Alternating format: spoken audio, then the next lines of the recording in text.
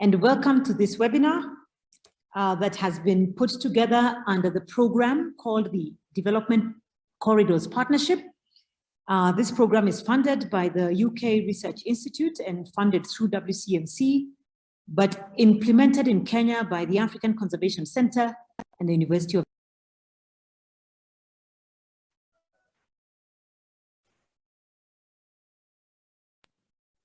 Sorry, I think I may have gone off briefly. Can you hear me now? Okay, great. So we welcome you to this 1-hour session where we are going to interrogate the background to the impacts of infrastructure on development. In East Africa today, we know, as the video has very ably shown, there's lots of development projects. And a lot of these are having multiple cumulative impacts at different levels: social, economic, environmental. And through this program with the African Conservation Center and the Institute of Climate Change Adaptation in University of Nairobi, we invite you to this session, which will share the highlights of our work, followed by a panel discussion, and then an open forum where we will explore solutions for deploying sustainable development in East Africa. And we've been running this as a webinar series of different research outcomes, and this is the series we're beginning with in this September. So my name is Lucy Waroinge, the Executive Director of the African Conservation Center and a co-PI on the project. And we hope that by showcasing some of the research outcomes of the work we have been doing, we will give you a sense of what the findings are showing, but also give us an opportunity to engage in better collaboration in improving linear infrastructure so that the infrastructure we develop as a country, as a region, as a continent is truly sustainable in every sense of the word. And we also aim to collaborate more closely with practitioners, with investors, with policymakers, so that we can drive impact and create realistic solutions for the changing development space in Africa. So our main presenter today will be Dr. Tobias Nyumba. He's the project coordinator on this project at the African Conservation Center. He's also a postdoctoral scientist at the University of Nairobi, and he led a process of doing a research on environmental safeguards for linear infrastructure. And we have a great panel that's going to be part of this discussion. But let me start with a bit of housekeeping, even as we begin. First, to say that this meeting is being recorded, and it would be important that you let us know if you have any issues with this, but only the presentation and the initial panel discussions will be publicly available, not the open Q&A at the end. Your microphone will remain muted and your camera will be off during the webinar, but if you would like to comment or ask a question, please type it in the chat function through the presentation time and on the panel, and your questions will be addressed to a particular speaker. If you have any technical issues, please feel free to send a direct message to the user. You can see they are listed as technical support, and Laura will be able to sort you out very quickly. So I would like to first introduce our main presenter, Dr. Tobias Nyumba, who has been working on this project. And even as we introduce him, he has a PhD from University of Cambridge in geography, and is really interested in the interface of development and conservation. But we'd also like to hear from you, and even before we start, in understanding what your views are on the public participation process of the ESIA that is deployed every time we have development projects. And I will have the question come up on the screen. And here is the question. Your answer will be anonymous. The question is, from where you are, wherever you're coming from, what are the barriers to public participation in the ESIA process in the development projects in your country? So mention your country and mention what are the barriers. If you can just type in your response, we'll be able to sample what the main responses are. Your country and what are the main barriers. I don't know, Tanya, if you'd like to give instructions. People need to get online to www.menti.com. When you do that and type in the code 67749230, you will get the screen that I'm looking at. So using your phone or your device, go to www.menti.com and type in the code 67749230, and the question will show up on what are the barriers to public participation in the ESIA process. Type in your own country and what your barrier is. Thank you. We're already getting some responses. So we'll wait until most of those in the audience are able to log in and to respond. If you have any challenges technically, do send a message to technical support. Thank you for those who are already submitting their responses.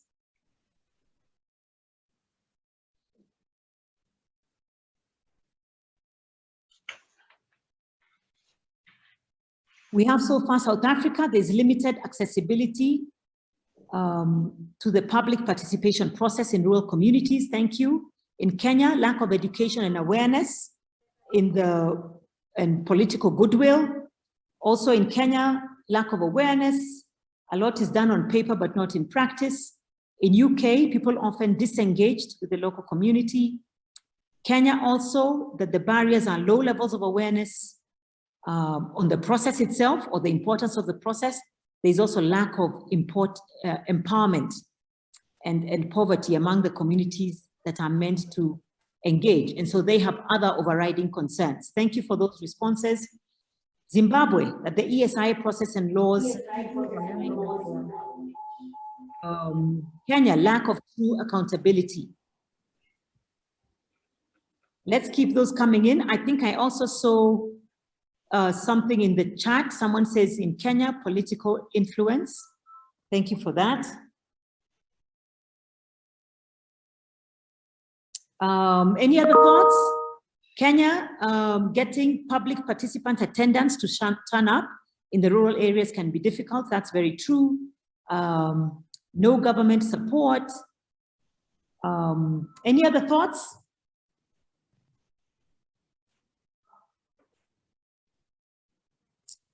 All right, there's also an input in French. Unfortunately, I will not be able to translate, but maybe if someone can, they could. He says he's from the Republic of Congo. I can decipher a bit. The obstacles to population is a population, I think it's a challenge in communication about the enterprises of the population, the enterprises that are within the population. Sorry if I'm not interpreting that right, but we can have someone clarify that. In Kenya also, limited follow-up on the implementation of the ESIA recommendations. Great responses. Thank you for this input. Japan, low level of awareness among communities, low incentive. Kenya, unclear policy guidelines. Uganda, delay in approval of EIA, lack of public consultations in Bulgaria, lack of awareness and involvement. I think we're seeing a lot of common areas that are showing up in terms of awareness, in terms of information and knowledge, in terms of communities and people not being fully able to participate, either because of access to the sites or understanding of the issue at hand, gaps in policy guidelines. Thank you, everyone. I think we'll close the Menti here. For now, we'll have another opportunity later on to also look into the same, different questions that are related. Now, I'd like to introduce our panelists so that we know who's going to be on the panel before Tobias takes over the floor. And I might ask Tanya or Laura if you could help me by putting up the profiles. I don't actually have that in front of me, and I wanted to introduce our three panelists. Okay, I have it, thank you. I have Mrs. Stella Ndiwa. She's the Senior Environmental Officer from Kenya Railways. And as you know, they have been at the forefront of some of the very significant developments in this country. We have Ms. Linda Munyao, who is the Vice Chair of the Environment Institute of Kenya, and they oversight all the EIA experts who are registered in this country. And we also have Ms. Marian Kioko, who's joining us from NEMA. She is the Director in charge of EIA compliance. So we have the right people in the panelists who will be able to both interrogate the findings of the research that will be shared, but also answer some of your questions. And our goal is to find ways of collaborating more effectively and addressing the gaps and the challenges that will emerge after today's session. So thank you and welcome to all of you. Welcome to the panelists. I'll now hand over to Tobias to give us his presentation. Thank you.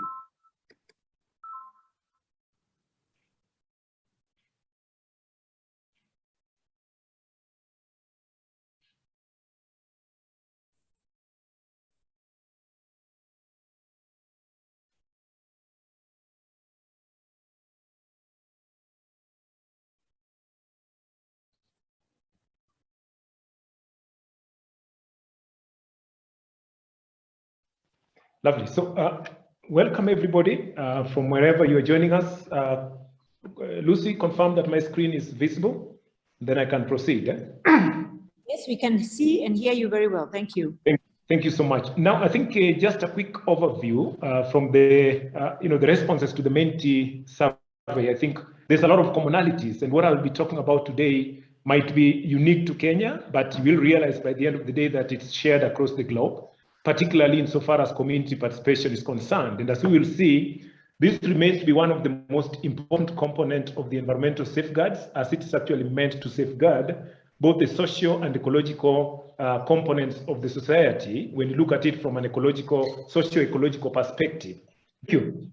All right, so what I'll be talking about is basically a major component of the work we've done, and this is some work that we did in the field, talking to communities and physically visiting some of the components of these projects to see how they are performing currently, and linking that with the process of the environmental and social impact assessment that was meant to really establish some of these impacts at the very beginning of the project. So because the focus is on the public, so basically I think it's good that we all share a common understanding of what the public means in the context of this piece of work. And so in our understanding, or for today's purposes, I'll simply say that when we talk about public, we are referring to more natural or legal persons. So basically somebody who has got the legality or legal identity to really engage within the country, but also they are naturally born here and they are able to do that. But also it goes beyond that to look at some of the shifting interests. So that now takes us to the perspective of a community, because when we talk about community engagement, we also think about what do they bring onto the table, what are their ideologies, what are their values, and how can this be incorporated in the process. So we also look at some individuals who are interested in the decision-making process other than the proponent of a project. So most of the time we say this project involves so many people, but sometimes the focus is on the owners of that project. So in our case, we are also looking at other external individuals who are interested in the decision process of that project, other than those who are with the responsibility and also those with the authority to manage or run some of these projects. Beyond that, we are also looking at some of the individuals or general public that is involved either as individuals or as members. So in this case, a good example we've been dealing with is the Conservation Alliance of Kenya. There is the Environment Institute of Kenya. So these are institutions that have brought together individuals with similar interests or similar ideologies and values. And so they don't act as individuals, but they now act as a collection of individuals under an umbrella organization. The assumption is that their views and values then speak to the individuality within them. Beyond that, we also look at a situation where people who are getting interested in a certain project by virtue of their proximity to that project. So we talk about communities living within the proximity of the SGR or within the proximity of the LAPSET, and maybe for the natural resources, the forest and park adjacent communities. So by virtue of their proximity to these projects, they then become members of the public with vested interests. Look at the economics, the social and environmental issues and values that really tie them to those kind of processes or those kind of projects, make them peoples of interest. But also beyond that, we also talk much about stakeholders. And this is a very interesting one because every public function, we are told about stakeholder engagement. I think as DCP, we did hold a stakeholder workshop at the beginning. And this now goes beyond the general public, but now it encompasses even those who live far away, like all of you are attending this webinar today from different parts of the world to hear about the SGR in Kenya, which is a matter of global interest. So it doesn't really talk about the public by virtue of proximity or direct impact, but also those who are interested in learning more or understanding more about the specific project, or an organization that's really interested in getting involved in future or learning lessons from the current implementation to be able to do that in their own areas. The beauty about stakeholders, and in this case, is that they might not necessarily have an influence in how that project is rolled through, but at least their presence then provides an opportunity for accountability. That's why when we talk about the environmental and social impact assessment under the consultation banner, we talk about a wider consultation. Not all of us have got all the lessons that we need to learn within that specific area. Public participation is increasingly becoming critical in conservation, development, and policy engagement, as we've seen with examples, globally, donors, different governments, international organizations are all advocating for the involvement of the public, particularly where these projects are deemed to have direct or indirect impact. And this can be positive or negative. The purpose of some of these projects is supposed to improve their well-being, improve their socioeconomic status, and therefore they need to have a stake. So we try to avoid the top-bottom approach to development and policy, development, but encourage the bottom-up and general participation. In Kenya, the government has provided opportunities through the Constitution of Kenya 2010 that advocates for public involvement and participation in different spheres of policy formulation, development, and implementation, particularly within the devolved systems of governance. So within the county governments, there's always the need for participation in the budget formulation when it comes to the formulation of different development agenda, or like the ones they have now, the county development programs, budgetary processes. And so when it comes to environmental governance, well, they are also called upon to do that. And this has further been entrenched in the national regulations through the Environmental Management and Coordination Act 99 and reviewed in 2015, which then takes this to more specifically look at the social and environmental security and has provided various guidelines to really make this more feasible and provide for meaningful participation of the public in the entire process of environmental decision making. Outside the government spheres, we have got the civil society, like I mentioned, the Conservation Alliance of Kenya, the Environment Institute of Kenya, and several others that have also developed mechanisms to ensure that the public is empowered to participate. The beauty with the civil society is that the central theme there is community or public empowerment to ensure that they demand, for example, accountability, they demand transparency and inclusivity in the process of public decision making and implementation of these programs.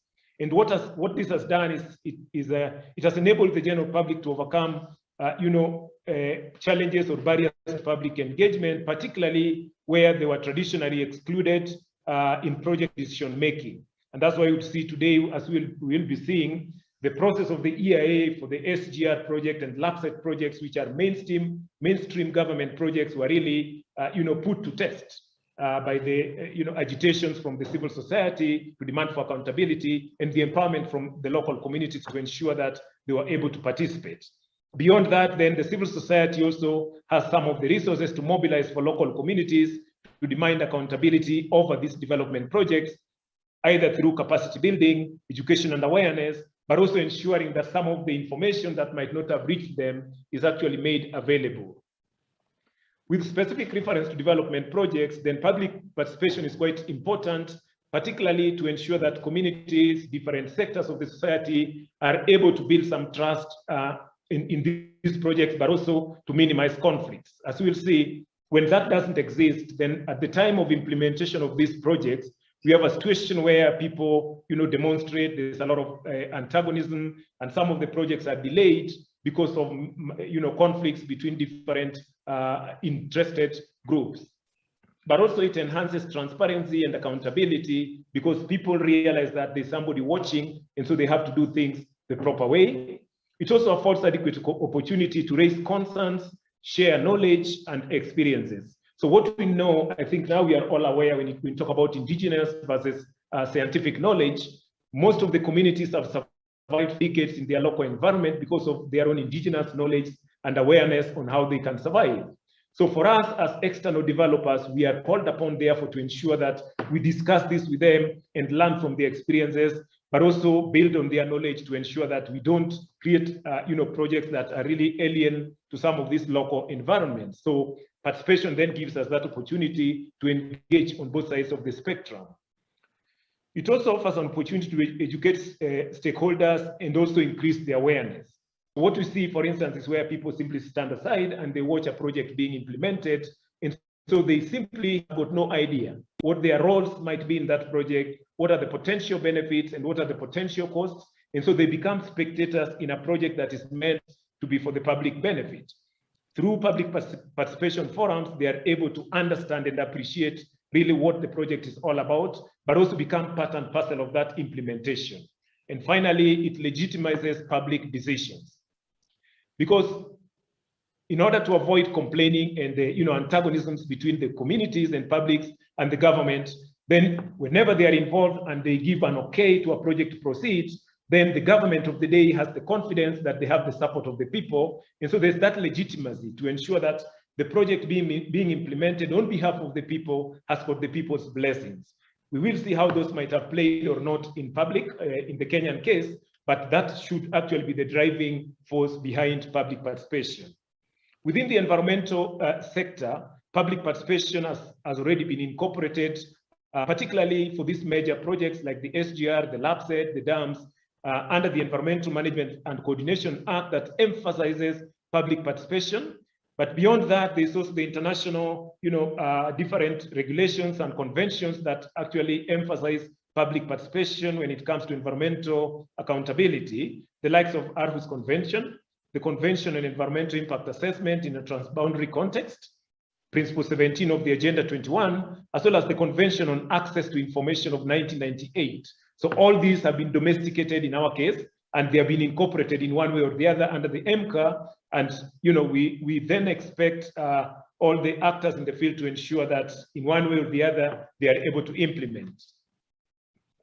Pretty fast, I look at, some of us are already familiar with this, but the history of EIAs, I think this goes beyond the Kenyan boundaries to the 1960s, when people started really getting more and more entrenched in understanding the relationship between development and environment. And so a lot of environmental awareness started cropping in. And I think they made the very first regulations emerged in the US in the late 1960s, sorry, where they created the NEPA law, and that really provided a platform for other countries to follow. So that in the mid 70s, we had a lot of high-income countries already starting to entrench environmental considerations in their regulations to ensure these projects were environmentally sustainable but also responsible. But then beyond that, in other developing countries that were much closer to the developed countries, started seeing the benefits of these regulations and incorporated in their systems, like in Colombia and Philippines. However, in the 80s, when the World Bank then realized how important it was for project sustainability, they then adopted the environmental impact assessment as part of their requirements for funding some of the major development projects.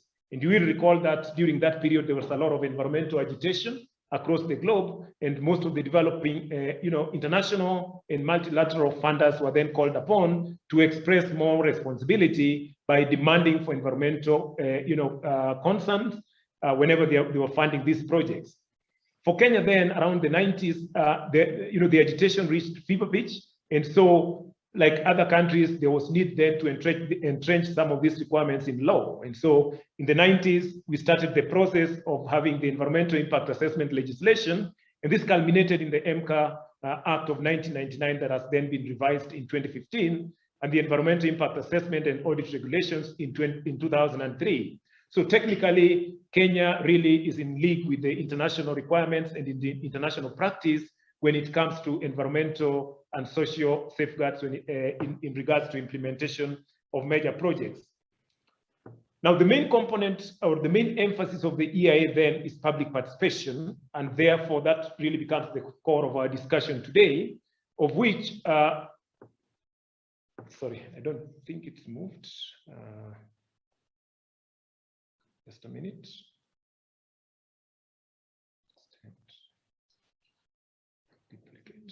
Oh, so my screen was stuck at a point. I don't think it moved. So yeah, now it's moving, yeah.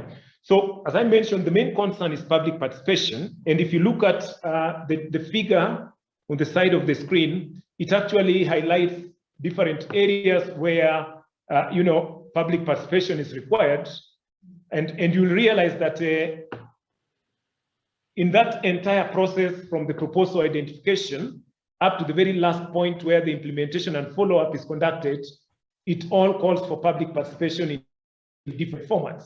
And like considering what we have defined public to be, it means it doesn't mean that we have the local community on the ground really being invited at every single section of that work, but then being clear and prudent in identifying what segment of community really gets involved in what section of that work.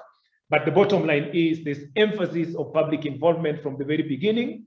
And the benefit of this is it then gives us the opportunity to identify, predict, evaluate, and mitigate some of the possible impacts of these projects on the environment, as well as the social systems of the community. The beauty of that is that the identification is not done externally, but it is done together with and in collaboration with the local communities, building on their indigenous knowledge. In Kenya, we then have got two major projects that have been implemented. That's the LAPSET and the SGR projects. And these are major flagship projects in the Kenya that are entrenched in the Vision 2030 development agenda. And so we usually say they have a higher political premium. The government will then mobilize all the resources available to ensure that these projects are implemented to their full extent. In the process of doing that, there are issues that might go wrong that we will see, but then the most important thing is that they then become major investment projects, with the LAPSET looking at around $16.1 billion US, and it involves a lot of other projects like the Lamu Port, the railway line, which was about over 1,000 kilometers, the road networks, oil pipelines, oil refineries, dual carriageways, airports, and resort cities, particularly in northern Kenya, around Isiolo and Turkana. SGR, on the other side, has been built to have cost approximately $3.8 billion US. And of course, it was initially aimed at constructing about 1,450 kilometers of railway, but that has not been accomplished, as you will realize. It's actually gone nearly half of that and stopped somewhere in Suswa, but it's still work in progress, so to say. Other projects under the SGR include, the major highways that were to link different stations, water transfer projects, and then we've got the Konza Techno City just outside Nairobi City that was also supposed to offer a bit of, to act like an ICT center and offer connectivity in the country. So those were all projects that were meant to fall under those two major projects. And by virtue of their, size alone, they were then subjected to environmental impact assessments. As we'll see, other issues really emerged. And thank you. So now the question that I was going to ask is, why then did we have to subject these projects to the environmental and social impact assessments? It's because these projects really are very big in the country and they traverse some of the key biodiversity areas. And that means they are prone to result to a lot of social impacts that include, affecting those habitats, affecting wildlife, affecting communities, because they were also traversing community and private conservancies in northern Kenya and also across the southern landscape. But also they traverse some of the key water towers in the country, and that means they were going to affect surface and groundwater resources, degrading some of the watersheds, and also resulting in the increased water demand as a result of the increasing populations along the SGR and along the LAPSET corridor, and that might result or would result in water scarcity.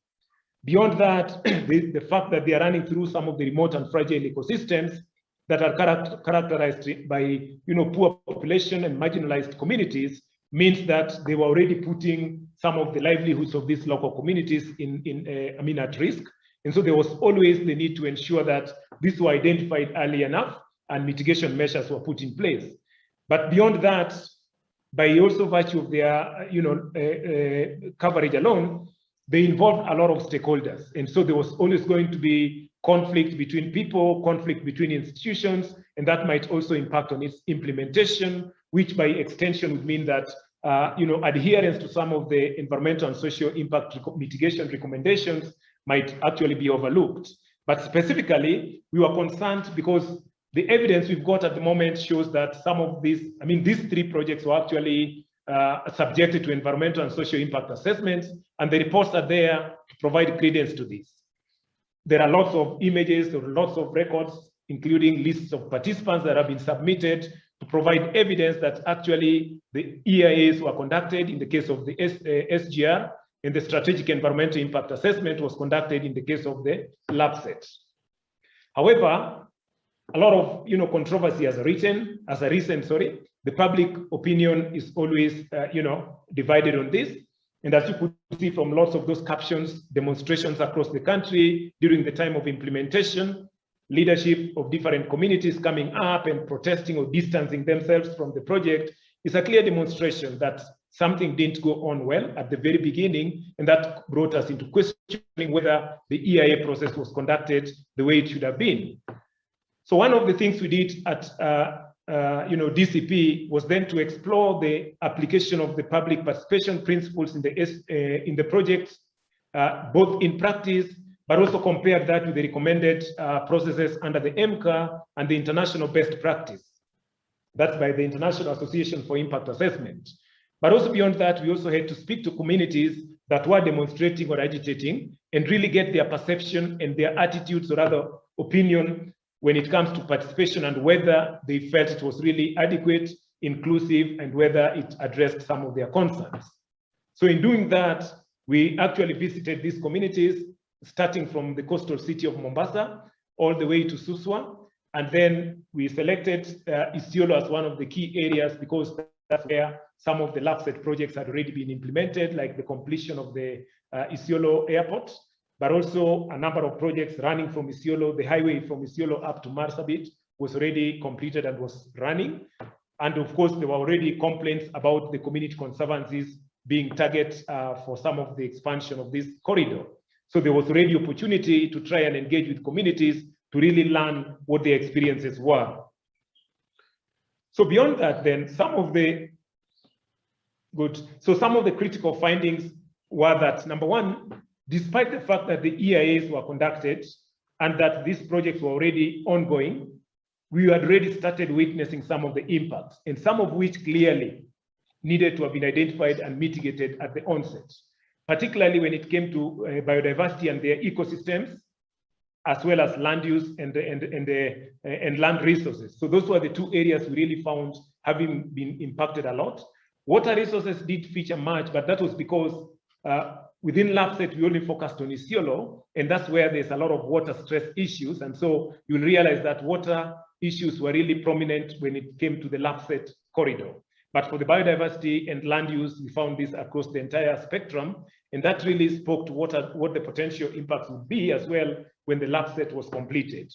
In particular, under land, there were concerns about the displacement or eviction of some of the vulnerable people along the corridor, but also increase in land prices. And that meant that local communities who are poor were by effect going to be excluded or would be forced to relocate to other areas because they were no longer going to manage to compete effectively with the new arrivals. Within the ecosystem systems, the issues of the habitat for biodiversity being degraded and fragmented was quite open. I think we are all familiar now with what happened in the Savo ecosystem, being divided into two and with the embankments blocking movement of wildlife. But also within Nairobi National Park, although it's been raised, but naturally the activities there have meant that some of the wildlife that are sensitive to human presence and noise have actually avoided some of those areas. So we have got that entire habitat shrinking, but also wildlife avoiding that. And when they do that through avoidance, that means they move into the peripheries of these protected areas. And we had cases of human-wildlife conflict increasing in some of those park adjacent communities. So those, in a nutshell, those are some of the things that were already emerging as at the time of conducting our fieldwork, and we've not had a chance, to really learn whether they are going down or not. We've actually had a lot of, issues rising. The picture on the screen shows flooding along the SGR in Suswa, and that was just one of them that we've demonstrated. In one of the papers we published, we've actually accounted for a spectrum of some of these impacts on land use and land resources across the entire landscape. So mitigation of some of these things wasn't included effectively, and we've got communities losing agricultural land. So Tobias, you have about 2 more minutes. Thank you. So in terms of public opinion, whether this participation was effective, of course, one thing we learned was that overall community participation in public participation in community projects, consultation process is pretty low.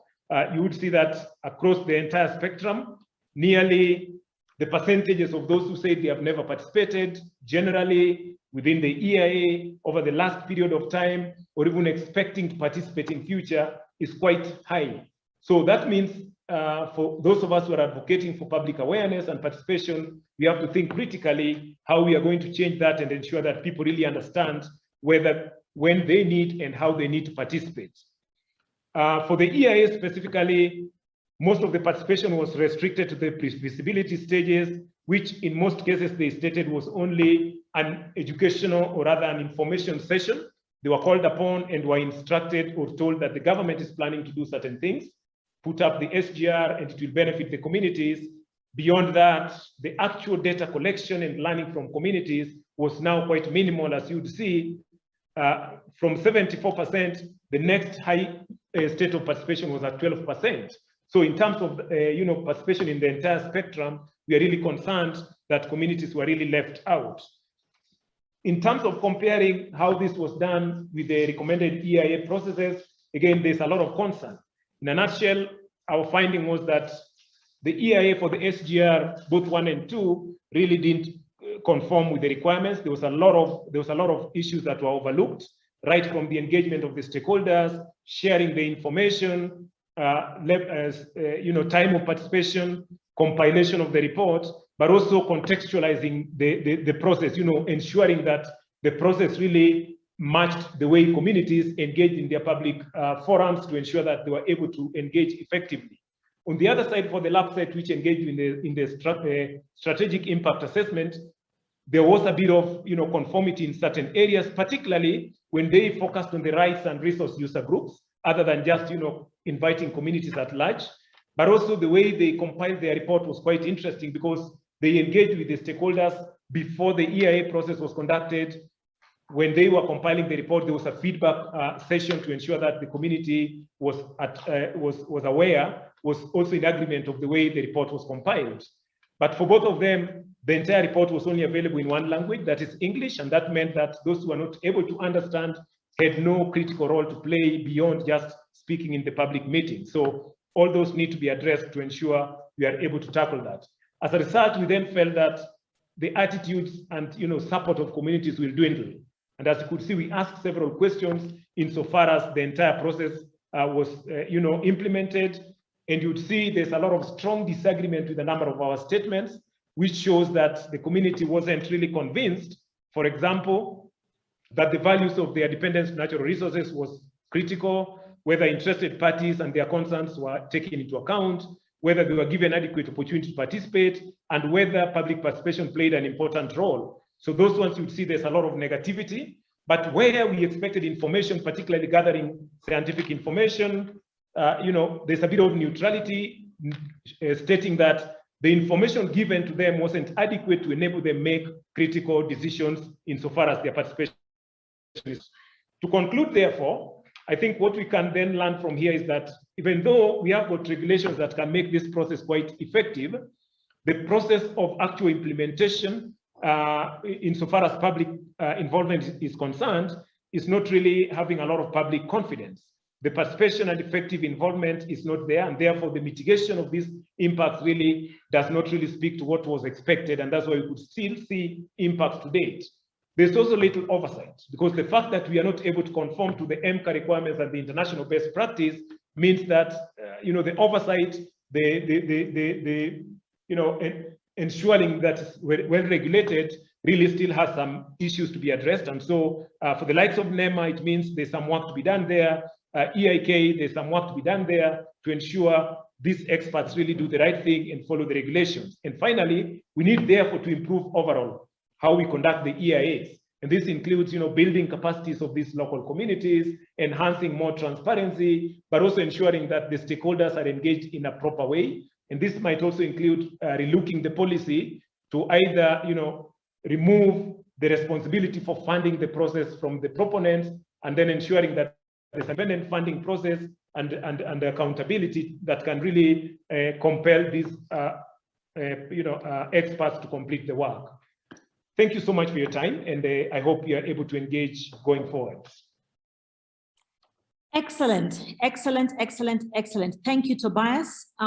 Evidently, you have a lot that you still had to share, but you've given us a really good, overview brush on the key findings. I think the data from that study will need to be made widely available.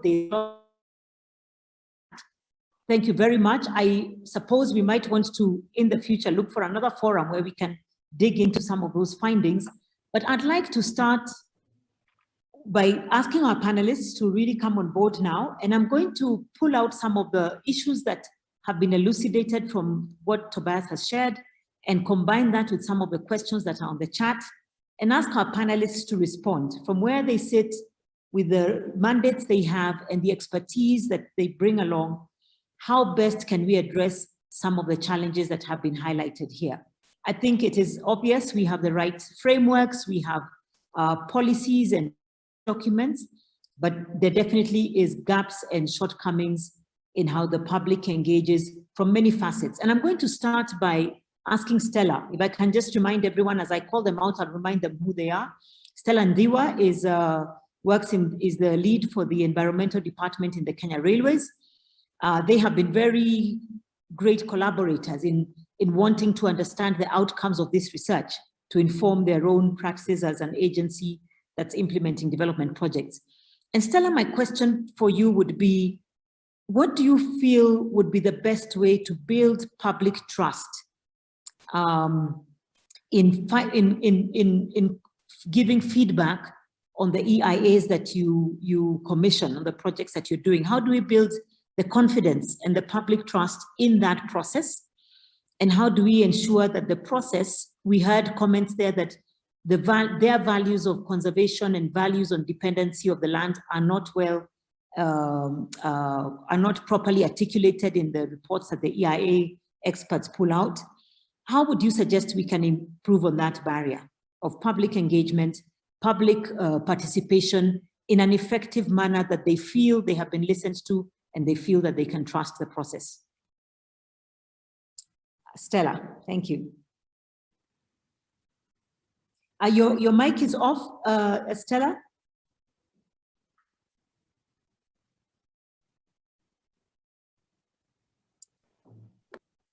Yep. There you go. Okay, thank you. Thank you for the opportunity, Lucy. Once again, Stella Nyumba from Kenya Railways. The SGR project was implemented in a EPC contract, because the contractor is the one who does the engineering, the procurement, and the construction. What the client does is wait for the completed project to be handed over to us by the EPC contractor.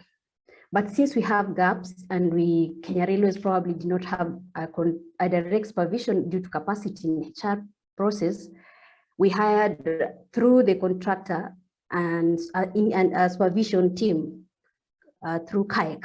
The supervisor is supposed to assist technically both the design and the environment and social reviewing of all the engineering aspects of the project to enable the contractor comply with the regulations that are there. We understand and we've heard that the ACR process was not fully, public participation was not done, but again, we should ask at what stage do we involve the public or the stakeholders? We'll admit probably it's because our EIA, when the consultant was told to go on ground, is because the design was already done and we wanted to roll it out. Due to directive from above again, and second, there was a lot of political influence. So when the consultant was also to go on ground to do the EIA process, and particularly it was left for him to hand over the final product or the final EIA process to us, we understand there are some gaps that probably were not tackled well, or probably the community was not involved in some issues. And at the same time, in areas where the SGR passes the fragile biodiversity, we focused more on interagency approach. Like they are the custodians of the forest, they are the custodian of the wildlife reserve or something like that. We say KWS or KFS. So KR had that multiple multi-agency meetings, multiple multi-agency engagement to understand, like for example, the issues of underpasses. All the underpasses were given by KWS, informed us on the design that at this point, we need this number of underpasses or culverts for the wildlife to pass. What we will want more in the future SDR implementation is a more collaborative approach. We might lack that capacity, but institutions like DCP, institutions like that can give us more information are ready to help us to collaborate and involve the stakeholders. Here we mean the community, because we believe they have that traditional knowledge that we might have missed before, and putting them on board at the right time, at the right stage, so that when we implement future projects, we have incorporated all their views at the same time. Thank you. Thank you. Thank you, Stella, for very candid and open responses. It's very clear the barriers are at multiple levels. And it's also very clear that there are things that are not in your control in terms of where they're directed from, and to come to one operation. So let's put that, but that's an important thing we need to note, even as we work with these 8. Okay, I see that the question is, how do we get the experts to be more sensitive to the local context? Okay, I think I'll just take that one. Let me first indicate that the EIA process in itself may not be the most perfect system for checking or for looking at potential environmental issues. But for now, as in the development context, it is the system that we have. But the challenges are that because it's time bound, you can only do it within a snapshot of time. And, you know, even the licensing process, you know, has to come to an end at a particular point, but issues are continuously evolving. So that's a challenge. But on to your question about how do we get experts to be more sensitive to the local context? I think there are very many aspects to this question, but the first issue is getting the right technical people to undertake the EIA process. For example, if I'm an expert in issues of hydrology, and maybe I'm dealing with undertaking the EIA in an area that is, say, wildlife sensitive, I may not have the technical capability to be able to undertake an EIA that will be taking into full consideration the, say, wildlife issues. So the EIA or the proponent needs to understand that for a project like this, it needs to really have a good, strong team of experts that will have, say, hydrologists to address the water issues, or EIA experts that are dealing with wildlife issues. So they'll bring on board an ecologist in an area where there's lots of, you know, crowded people. You need to have a social expert. So I think we need to, the sensitivity will come on board when we have an EIA team that is technically competent in the issues that need to be addressed at the particular phase of the project. So that, I think, is the most critical. Of course, in addition to making sure that the EIA's experts that you're dealing with are technically competent to undertake the work. Thank you. I'm not sure if that has answered the question. Thank you, Lucy. Linda, can you hear me now?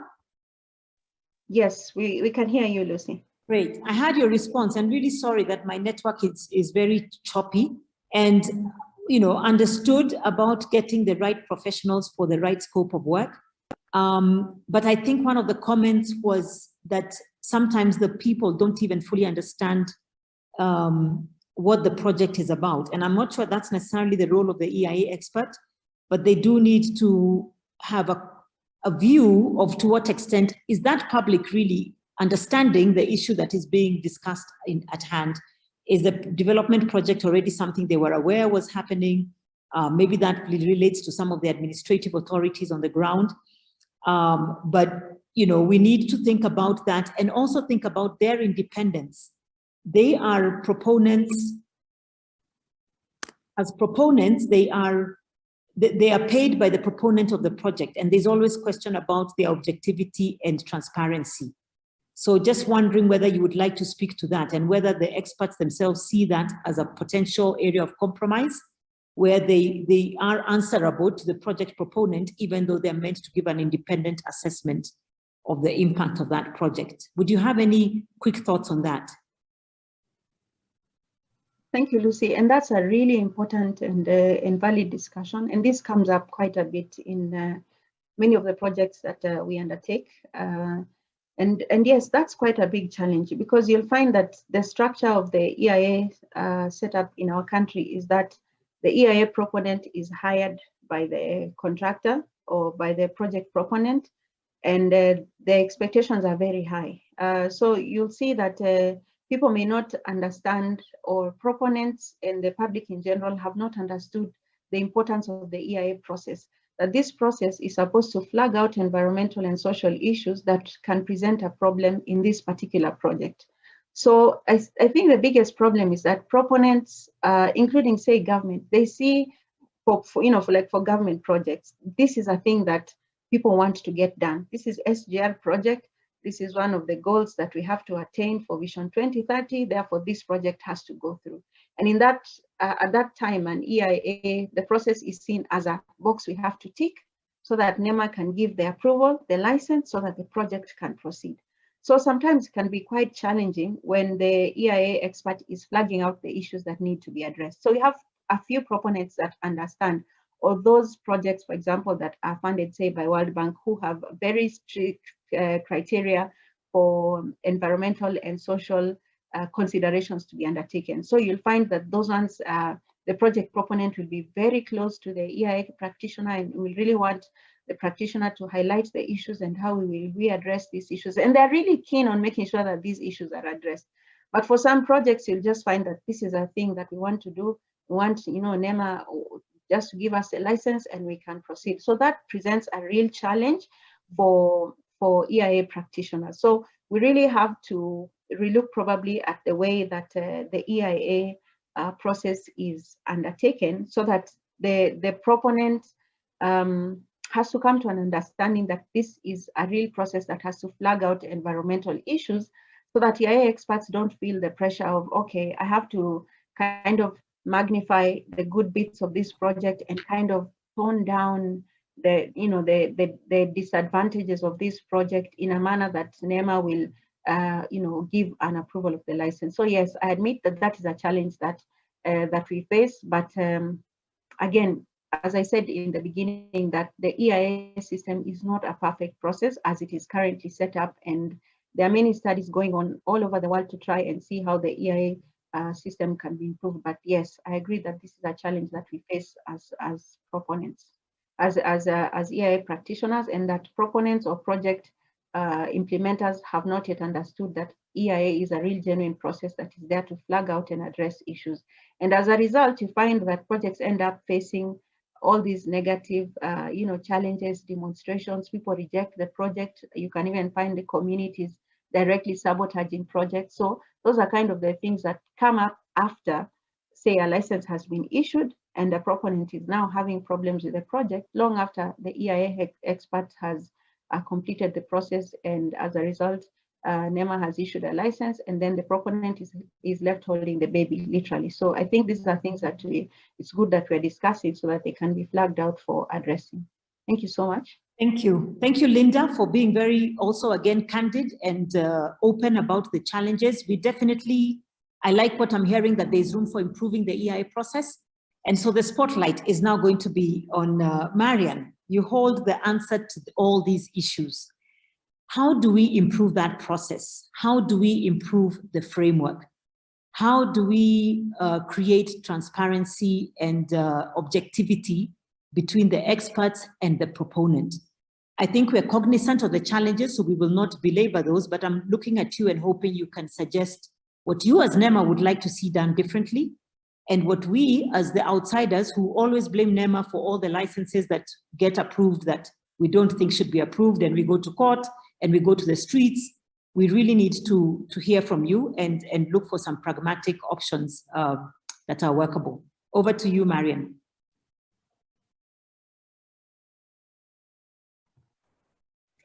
Thank you very much, Lucy. I hope everybody can hear me clearly. Yes, we can. Thank you. That's a bit scary when you say you're looking at me to have all the answers, because I don't think I have all the answers. I can also just give my opinion or the way I look at this. But yes, thank you so much for the opportunity. I want to thank Tobias for the wonderful presentation. For sure, I must say that is quite informative, and I agree with most of what he has shared, because anyway, we live in this country, we know what is happening. We have seen the implementation of this project. So yes, we appreciate the challenges that we face, and that is fine. If you would allow me, I start by correcting my title. I am not a director. I am a chief environmental officer in charge of environmental impact assessments. Okay, thank you. Yes, thank you. Yeah, so just back to the topic of the day. One thing is we appreciate, like Linda has already alluded to, that EI may not be the answer to the public participation, just because that's the main issue that we are talking about here, to our public participation. I mean, addressing the concerns that go with public participation and of course the environmental assessment in general. And I think I just want to go a notch higher and say, because based on even what Tobias presented, is that the lab set had better participation, had better engagement than the SGR. And I would want to say it's because, one, the lab set was subjected to strategic environmental assessment, unlike the SGR, which was a project. So our strategic environmental assessment process is a bit more engaging, provides room for more engagement. And that is how the lab set came out stronger on public participation than the SGR. So one of my suggestions would be, if we can embrace strategic environmental assessment, and this mainly goes to us as the government, because if most of these projects were planned better, and they were anchored into a plan or a program, then it becomes easier to subject those projects, or rather those plans and programs, to strategic environmental assessment as provided for under the amendment of 2015, section 57A of MCA. Because like he rightly said, unlike EIA, where we only do public participation at the information level, I know, like Linda has said, was it Linda? Someone has said, I think it was Lucy, who when you said that most of the respondents were saying that they would only get some information, but had no time to interrogate and, even get feedback. Unfortunately, our legal requirement, and that maybe that's the other thing, I know we have a robust legal process, but still there's something that can be done about the legal requirements for the EIA process, because for EIA, we only provide information. And this starts with the experts, because they will have a meeting or two where they will go and, just tell the people this project is coming up, and that's it. Or worse still, they will do questionnaires, one-on-one consultations, which may not provide adequate information for the people to make informed decisions or to make reasonable comments to the project. Unfortunately, it just ends there. The other one is, the other provision would be the advertisements that we put in the newspapers. And that way, how many, especially the local communities, do not have access to these newspapers, to a one-off radio announcement, which someone might have missed out, depending on the time that it was done, to a gazette notice, which maybe a few people would have access to. So unfortunately, the EI process, the consultation at the EI process is very limited. And hence, if we could embrace the SEA, which allows now, like Tobias already presented, allows an opportunity for what we call a stakeholder validation workshop. After the consultations have been done, another meeting is held. In that way, people have an opportunity, because the provision is that you need to inform the community or the stakeholders how their concerns have been integrated. So if we can improve on because like Linda said, the EI process is time bound. it is site specific, it is time bound. We may not have the luxury of time to do all that engagement. So for me, one, I'm fronting the SCA, where we have plans and programs being subjected to strategic environmental assessment. So we have opportunities for engagement, and also opportunities for more information being provided. Again, the legislative requirement, like I have mentioned, where we can have more opportunities. I mean, go beyond giving information. We need to be able to get an opportunity for the community to get feedback, for us to be able to allow them to express, or rather understand, why we are making the decisions we are making, because unfortunately, and why many a times cases are lost, because we have followed the law. And as long as we have followed the law to the letter, we are okay as NEMA, because we are a regulator. But if we would go beyond complying with the law and allowing for appropriate engagement, proper engagement, then that would again solve a number of our problems. I am also agreeing with the issue of capacity, and capacity cuts across. Capacity for the expert, like Linda has already said, capacity at NEMA level, because of course we also have our limitations in terms of resources, how much we can engage. Because if I would use a good example, is that we have seen that public hearings are good opportunities where the communities or the project affected persons get an opportunity to express their opinions, and they get an opportunity to get answers, because NEMA is present.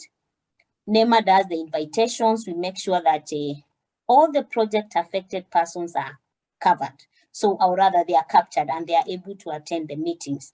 And they have some liberty of not being under pressure, not being under anyone's instructions, to be able to express their opinions and even get immediate answers. But again, if I would just give an example, looking at the budget for a public hearing, one would not cost less than $500,000. So unless the authority has enough resources to be able to do that, then it becomes a bit of a challenge. So yeah, that's still another opportunity which we can explore. The other issue I have seen, it's about, even as Tobias was presenting, the level of awareness of the communities or the project affected persons. I know we have in collaboration with other agencies like the WWF, we have tried to develop a community guide on public participation. But my other question would be, even in this forum, how many of us are aware?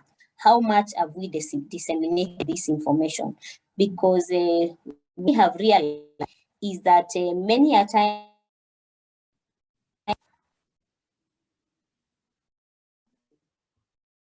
Your mic has muted, I think. Marian? no. Okay, we can hear you now. Okay, yeah, I just saw, yeah. So maybe you can also be wrapping up. Yes. Yes, let me just wrap up. So what I was saying is most of the community members, unfortunately, will come to a meeting not knowing what is expected of them and what rights or what opportunity do they have for them to express their opinion. And this many a times will even be affected by a situation where somebody has promised them, when you come for the meeting, I'll give you transport home, I'll give you food, I'll give you what. So their contributions to the project is skewed or is affected by what reason brought them there. So there is a lot of need for capacity building, even for the communities, to ensure that they understand what is expected of them, what they need to do, and also not to be bound by whoever has brought them in. And I will not overemphasize the political influence, because for sure some of these projects are targets for the government and they need to be done, and it becomes a bit difficult to deal with them even as government officers. Thank you. Thank you, Marian. I also must thank you for being very candid and very honest about the realities of the challenges. And what I'm hearing from the three panelists is that not only are they acknowledging the challenges, they actually have very good insights into where the challenges are emerging from and even opportunities for us to improve. I'm hearing Marian saying we can insist on SEAs for programs and plans, not just selectively, so that there's a more rigorous process. I'm hearing comments on capacity, both for technical agencies and for communities, to understand what really are they commenting on. What are their rights around the topic? Sometimes there's a lot of intimidation and they think they're not allowed to speak. I think every one of these speakers has talked about political influence. It's the big elephant in the room that no one knows what to do with it, yet we cannot ignore it because we must develop in a sustainable manner. And so I feel that we have just begun what ought to be probably a whole day discussion on ways to move forward. And so my suggestion, because we are out of time, is to suggest that we pick the things you have all identified here as recommendations and find a follow-up forum where we actually try and articulate where we take those recommendations, whether it's a reviewing of our processes, the SEA being embedded in programs and plans across the country. I would have wanted to also hear your thoughts on the mitigation hierarchy as a framework that can be used by EIA experts and within our SEAs to avoid impact, minimize, restore, and offset. I think we're talking about the independence of the EIA experts. How do we embed that in our legislation? There's a lot that needs to be done, but I think I'm also hearing there is some things that we can do if we know the right entry points to push and advocate for these suggestions. So I would like to suggest, and I've put that on the chat, if people can post, we are going to save all the questions you've put here that may not have been addressed because we're out of time. But I think the suggestions made today cannot be left just as suggestions from a webinar. I'd like to suggest that we have a forum with these same great 3 panelists and really panel beat some solutions and then have a strategy to have those followed through in a practical manner, whether it's to reviewing legislation or providing capacity or providing frameworks that are integrated. And also beginning to think about how do we get our politicians to appreciate that these processes are good for people, good for the country, good for them, so they can allow the processes to be followed to their due conclusion.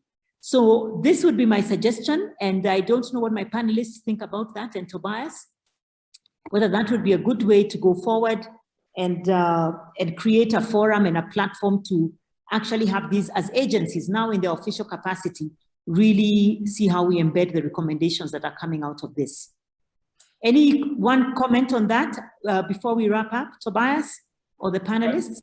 No, I think I agree with you totally on that. Let's take this to the next level. And I think the forum already creates a very important foundation for that. Excellent.